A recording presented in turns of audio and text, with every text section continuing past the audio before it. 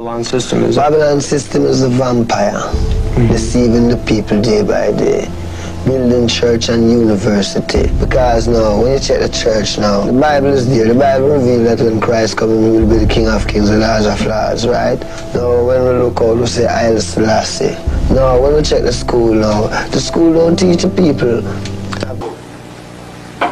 And he got it because of what? Not moving him. His body was being deprived of oxygen. Now we go internal.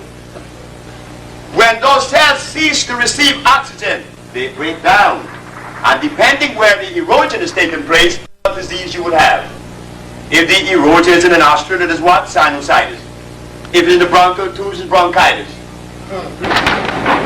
How about the germ and the bacteria? Remember what we said, that nature only creates those things that complement itself in support of life. How does a germ or a bacteria support life? They never existed. Everything in nature complements. Everything complements. A bacteria, a germ, or a virus simply does not exist. It is a manifestation that is caused by erosion. But the erosion is caused by mucus, and the mucus came from the food that you eat, the stuff that they told us to eat. La vie. Il ne faut pas croire ça, que l'eau et le feu sont ennemis. Non, ils sont les forces de la création. Et l'un a besoin de l'autre pour donner la vie. Oui, ils donnent la vie.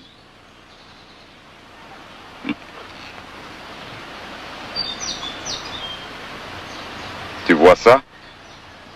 Quoi? La fourmi? Hein? Si j'appuie, eh ben, c'est fini. Oui, mais après, essaie. Tout ce que je peux te dire, c'est que personne ne doit toucher à la vie.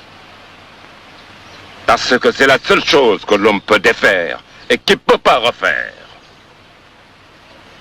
Mon fils, il faut laisser la création régler ses affaires elle-même.